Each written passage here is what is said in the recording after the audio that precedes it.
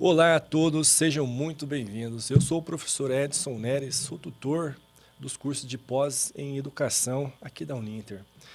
Então, hoje eu estou aqui para falar de um tema, educação e mediação de conflitos. Só que eu não estou sozinho, né? Hoje eu convidei a professora Isso, Mônica Mônica Caetano Caetano, né? Vieira.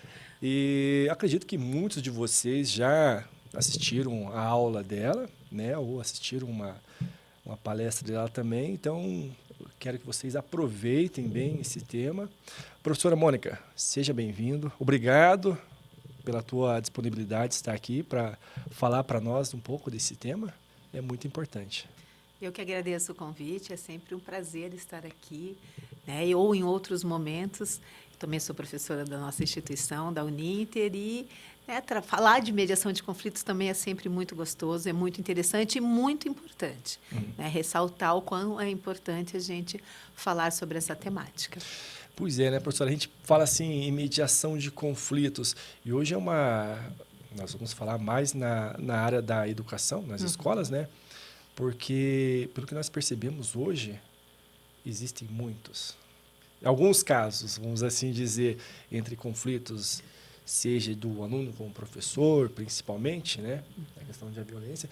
E eu gostaria de começar já com uma pergunta com a professora, se a professora permitir, né? Sim. Que qual seria o papel do professor, do pedagogo, na mediação de conflitos no ambiente escolar? Então, vamos começar então pensando um pouquinho o que significa, né, dizer conflito. Né? Então, resgatar um pouquinho o entendimento de que conflito ele está presente onde há interação humana, a gente pode dizer isso, né? Que é comum. Formas de conflitos. Quando a gente pensa na divergência de opiniões, por exemplo, né? Quando a gente pensa em diferentes valores, quando a gente pensa na forma de expressar a sua opinião, que é diferente do outro, e a forma como é recebido isso. Então, quando a gente fala de conflito, a gente fala de algo que está muito presente. E quando a gente fala de mediar conflitos, a gente está falando de ter alguém imparcial, né? E que daí pode sim ser o professor, pode ser. Geralmente o pedagogo faz muito bem, Sim. exerce essa função, né, de mediar conflitos, no sentido de ser uma pessoa, mas que nesse caso, quando a gente usa esse termo mediação de conflitos, a gente está pensando numa pessoa imparcial, que ela não vai dar opinião a respeito, não. Ela não vai punir as pessoas que ali estão nesse momento de mediação, mas ela vai dar condições de se pensar a respeito, né, do que foi dito, do que foi feito, para que essas mesmas pessoas, né, as partes envolvidas, possam buscar soluções que sejam adequadas para ambas as partes. Então, é nesse sentido que a gente pensa mediação, né? E que se aplica à escola e a outros espaços também, com diferentes pessoas exercendo essa atribuição, né, de fazer essa mediação. E dá para pensar até nos estudantes fazendo mediação de conflitos, Sim. né? Então, o pedagogo, o professor na escola, ele pode promover momentos em que os estudantes sejam os protagonistas no sentido de serem os mediadores. Protagonistas, na verdade, são as partes, né? Mas essa pessoa que vai fazer esse meio de campo, né, Edson? Essa pessoa que vai ficar ali colaborando para que tudo se resolva. Quando a gente pensa mediação de conflitos na escola, quando a gente pensa em especial pedagogo e professor, a gente tem que pensar também em situações que podem fazer evitar, né, a existência de conflitos. Então, eles também atuam no anterior, no momento anterior, que é trabalhar, né, desenvolver habilidades socioemocionais, habilidades de empatia, de escuta, para que o conflito não aconteça. Ou, se acontecer, seja resolvido da melhor forma. Sim. Qual é a função principal, né, quando a gente pensa mediação de conflitos, quando a gente observa o pedagogo e o professor? A gente está pensando na construção de um espaço bacana, né, de um espaço saudável de convivência. É para isso que a gente pensa a resolução de conflitos, né? A gente quer que a escola, como você disse, onde existem tantos conflitos, seja um espaço, um ambiente que promova aprendizagens e que, para promover aprendizagens, seja um ambiente saudável. Então, a convivência humana, ela faz acontecer conflitos. A interação humana faz.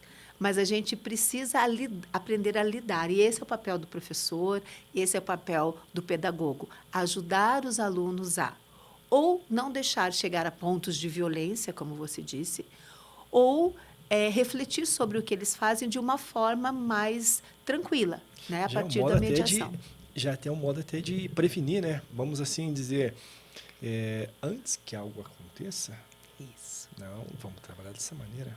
Isso. Entendeu? Porque a gente já está mediando algo que pode acontecer. E assim, se vier a acontecer, já sabemos como trabalhar.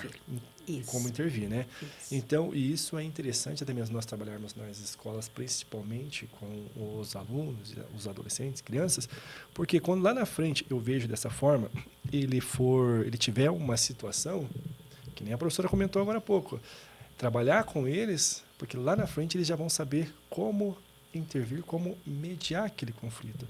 Aí ele vai pensar, puxa, isso aqui eu já aprendi na escola. Né? Eu ouvi a professora, a pedagoga, falando algo a respeito. Então, assim, nós já vamos também preparando ele lá na frente, para quando vier alguma situação eventual, situação que ele se deparar, ele já está, vamos dizer assim, não vou dizer preparado, mas ele já vai saber, ele vai agir de uma outra maneira para poder intervir, né? Para que aquilo não gere algo maior. Perfeito, professor Edson. A gente até diz assim que quando a gente trabalha com a resolução de conflitos, né, a partir da mediação, a gente está trabalhando com aprendizagem social, que é aprender aprender as formas de lidar, né, com o outro, né, aprender de uma forma saudável a conviver com as pessoas. É exatamente isso, né? É ir além. E quando a gente fala disso, a gente está lembrando que a própria BNCC, né, a Base Nacional Comum Curricular, ela traz nas competências gerais habilidades que precisam ser desenvolvidas nos nossos estudantes. E nas competências gerais, ela vai falar que a gente precisa, né, então, daí a gente volta ao professor, ao pedagogo, ele precisa, sim, aí entra na prevenção, ele precisa trabalhar para que esse estudante possa desenvolver a empatia, né? A gente tem lá na competência 9, por exemplo, né? Ele vai desenvolver a empatia, ele vai desenvolver o respeito pelo outro, ele vai aprender a valorizar as culturas diferentes, porque às vezes acontece isso. Né? O conflito às vezes acontece porque eu não aceito o jeito que o outro encara algumas coisas, o outro acredita, né? Às vezes a partir de diferentes concepções, né? De vida até. Então, é esse olhar respeitoso, cuidadoso, empático, isso está na própria BNCC. Então, são competências que a gente precisa trabalhar na escola, precisa desenvolver nos nossos alunos e pense, desenvolver empatia. E como que a gente faz isso, né, Edson?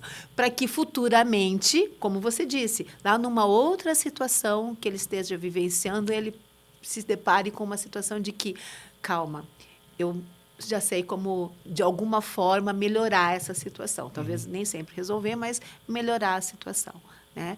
Então, é nesse sentido mesmo. Então, a gente trabalha muito, o professor, o pedagogo, não só no momento da mediação, ou seja, quando o pedagogo ou o professor, a pessoa da escola, né, que faz esse trabalho, não só quando ele ouve as partes, quando ele pede para que eles contem o que aconteceu, pede para que eles assumam as suas responsabilidades sobre o que aconteceu. Então, eu vou assumir o que eu fiz. O que é importante. Isso é um ponto importante também de desenvolver, né? Uma habilidade que precisa ser desenvolvida. Eu assumir a responsabilidade sobre o que eu falei, sobre o que eu fiz. Então, quando o pedagogo faz a mediação, ele vai provocar isso.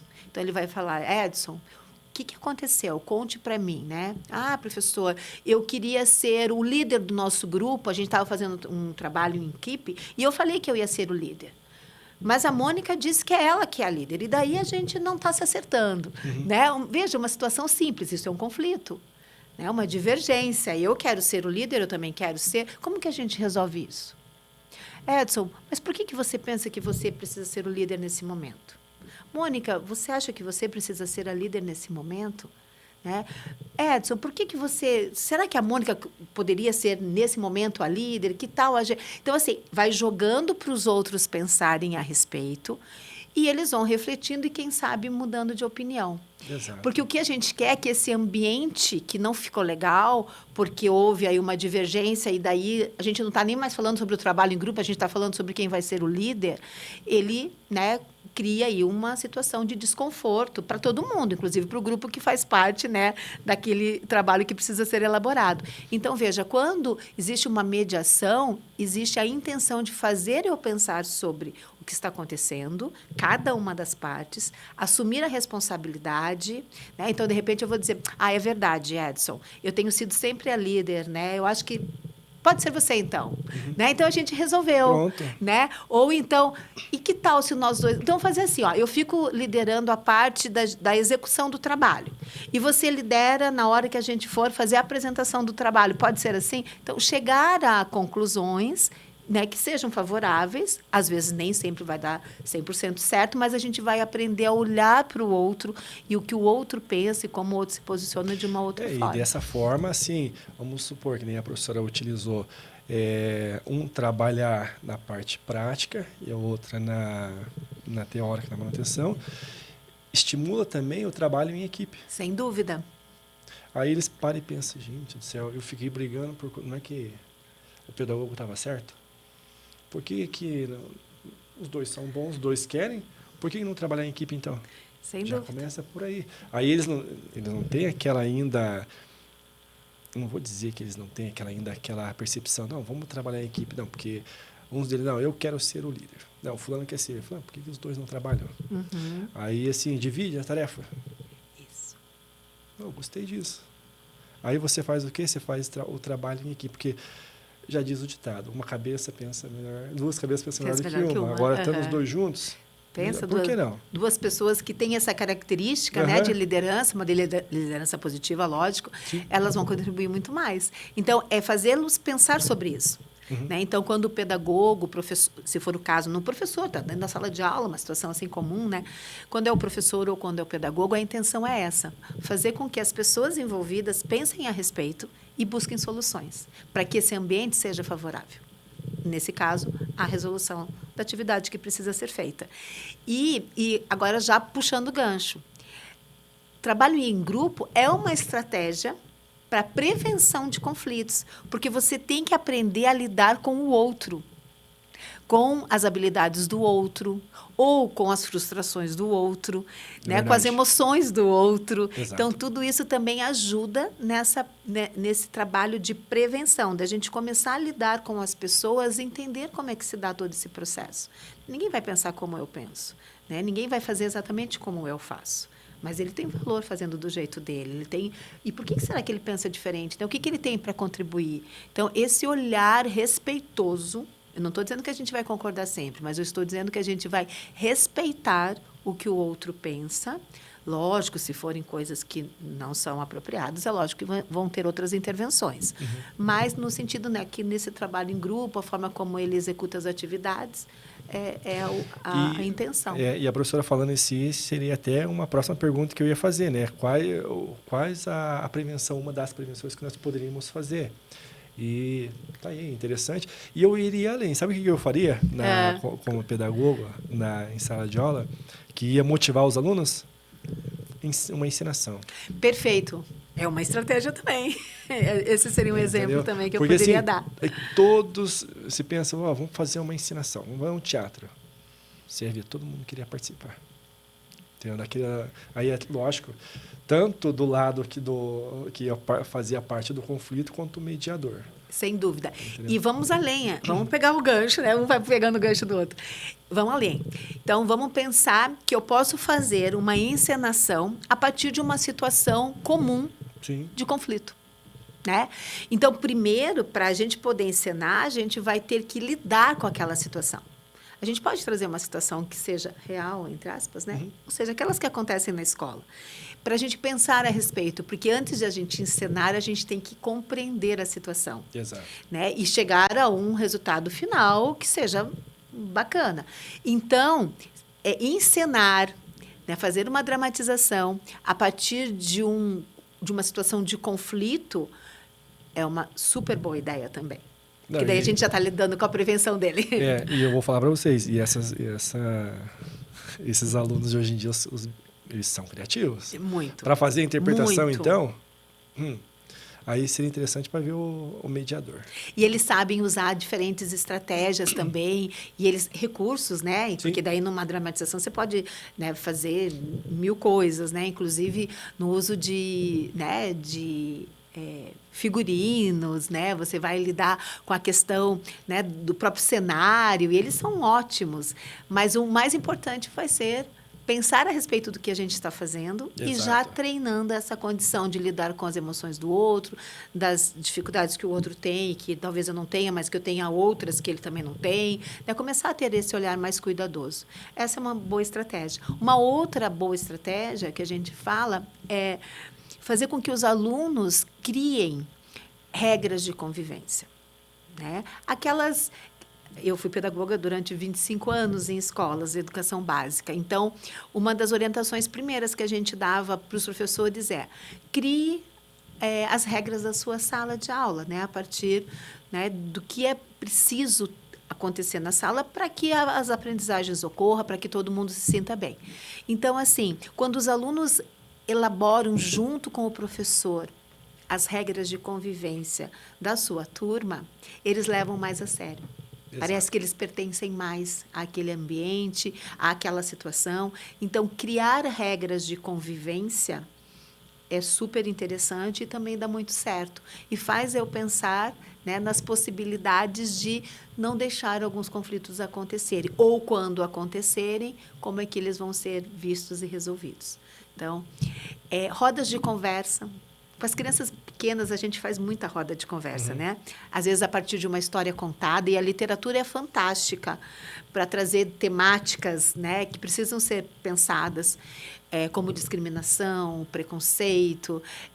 Então, a gente pode trazer a literatura para uma roda de conversa. A partir de uma contação de história, você pode refletir sobre as atitudes dos personagens, que não deixam de ser atitudes que a gente verifica acontecendo no dia a dia. Exatamente. Né? Então, a gente traz a literatura para mostrar o que acontece, que realmente acontece, e pensar sobre isso. Então, as perguntas que a professora pode trazer a partir da história contada, e que com certeza as crianças farão, também enfatizam, né, esse cuidado podem enfatizar o cuidado com o outro, o respeito às diferenças. E eu acho interessante também, que nem a professora comenta, a questão de você fazer uma roda de conversa, enfatizando uma história real, né, fazendo uma leitura com eles, a expressão deles. Sim. Como ficam, né? Quando você está falando, a carinha deles assim. É impressionante. Aí você começa, olha, então assim, aí você já começa a levar eles para um outro lado, mostrando, olha, mas não podemos agir dessa maneira, nós temos que agir assim, assim, assado.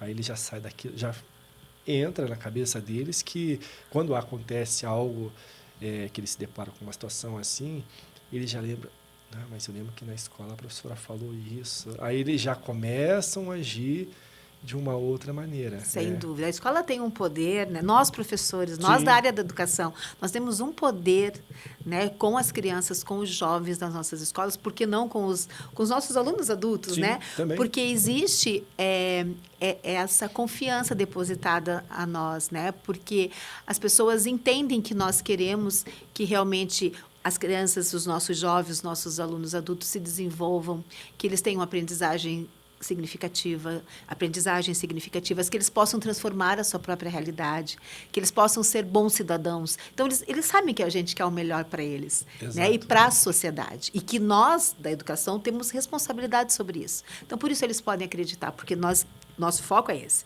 né? Fazer com que eles sejam bons cidadãos, para que a sociedade seja uma sociedade mais igualitária, que reconheça, né, o papel de cada um, a importância de cada um, né, para a transformação dessa sociedade. Então, nós temos um mérito, porque a gente defende algo que é justo, né, e que precisa acontecer na sociedade.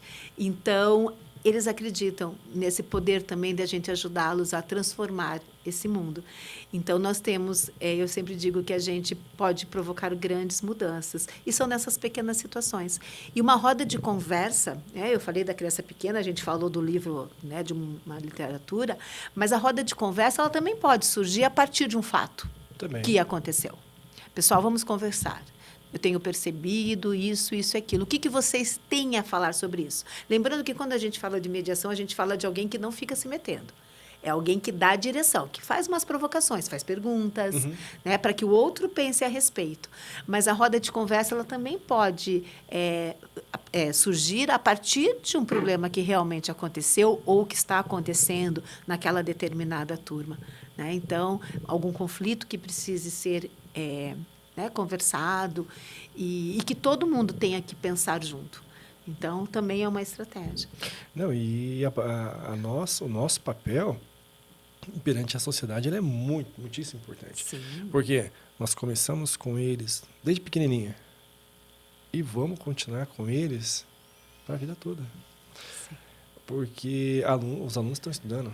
Tem aluno de várias idades aí. Então, nós vamos continuar com eles e a nossa função, a professora falou muito bem, ela faz toda a diferença. Sem dúvida. Entendeu? Então, nós já começamos... A educação transforma. Transforma. Então, a gente começar a plantar aquela sementinha desde pequenininho, vem crescendo, quando você vê o resultado. Olha aí. Tanto... Eu fiz parte daquela... E a gente atinge a família, muitas vezes, não só em momentos de palestras, porque daí, quando a gente fala de conflitos, a gente, às vezes, fala de valores, né? De alguns valores que precisam ser resgatados, mas daí entra na questão da família. Exato. Né? A escola tem um limite, né? O que a escola pode fazer, o que é dever Sim. da família. Mas a gente também pode orientar essas famílias. Então, a gente pode promover palestras, ou seja, a gente pode pensar diferentes situações de conflitos que cheguem até os familiares, a partir de palestras, ou, mais do que isso, né? Quantas vezes, agora eu vou falar como mãe também, não só como pedagoga, mas como mãe, né? Quantas vezes a criança não chega em casa, minhas filhas não chegaram em casa e disseram: mãe, não pode fazer isso, porque lá na escola a professora disse tal coisa. Então, é o nosso compromisso, né, da escola, né? De também trazer para dentro da família, levar para dentro da família, e as crianças fazem esse movimento, o que precisa ser cuidado, o que precisa ser visto, o que precisa ser aprendido. Eu me lembro que uma vez eu estava trabalhando, eu era professora, há muitos anos atrás, professora dos anos iniciais, em especial do primeiro ano. Fui muitos anos alfabetizadora. E a gente, naquela época, muitos anos isso, já sou aposentada, só para você ter uma ideia. A gente começou a falar de alimentação saudável, e eu, em uma aula especial, eu levei diferentes tipos, né? Lógico, tomando cuidado, saber quais crianças tinham alergia, né, se podiam comer, mas assim foi uma tarde gostosa, assim, teve um momento da aula de alimentação saudável que a gente pôde experimentar, né? Na época que começaram a fazer o tal do bolo com a casca da banana, né?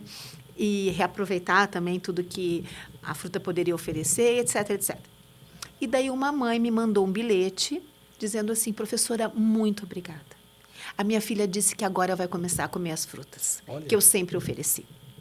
Então, veja o poder... Por isso eu falei do poder da escola, né? Porque se faz sentido e se é algo bom, vai chegar na casa dessas crianças e vai ajudar até as famílias, né? E o contrário acontece também. Sim. Mãe, a professora disse que isso não pode fazer. Não pode jogar o lixo né, sem separar, né? Tem que fazer a separação do lixo, por exemplo. Separar o lixo orgânico do reciclável. Isso. Então, tudo isso, muitas vezes, começa na escola e contagia as famílias. Então, quando a gente pensa também em conflitos, em situações onde a gente precisa resgatar alguns valores, né, de respeito, de empatia, a gente também precisa fazer esse movimento de chegar na casa. E a gente consegue. Exatamente. Né? E assim, e até é engraçado de ver as crianças chegar em casa e cobrar os pais. Quando o pai tá fazendo, o pai e a mãe faz alguma coisa, que nem, vamos pegar um exemplo, a questão da separação do lixo. Ah, vou jogar aqui. A criança vê, mas é automático o jeito que ela chama atenção.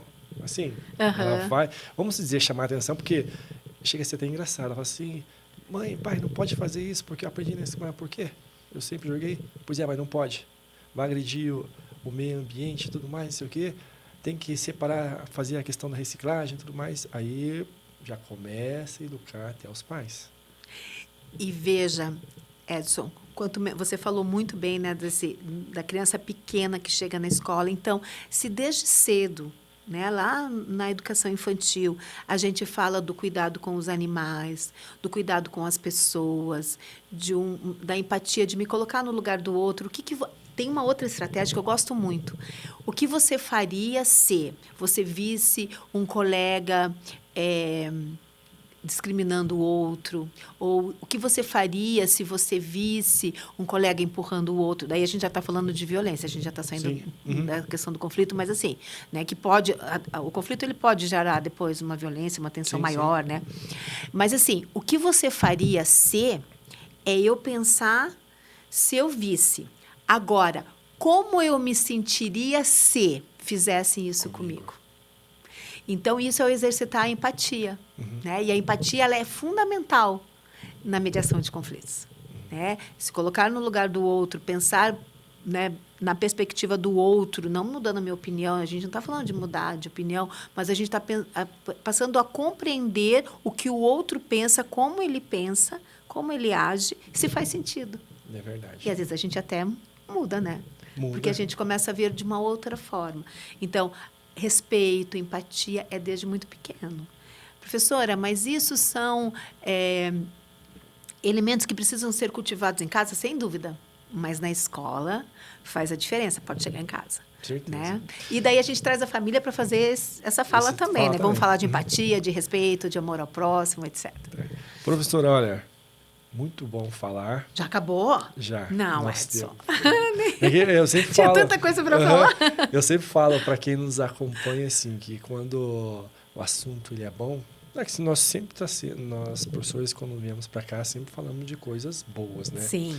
E que assim quando se começa a engajar, acabou o tempo. O tempo ali parece que ele não é muito a nosso favor. Mas assim, quero agradecer pelo convite. A participação da professora, né?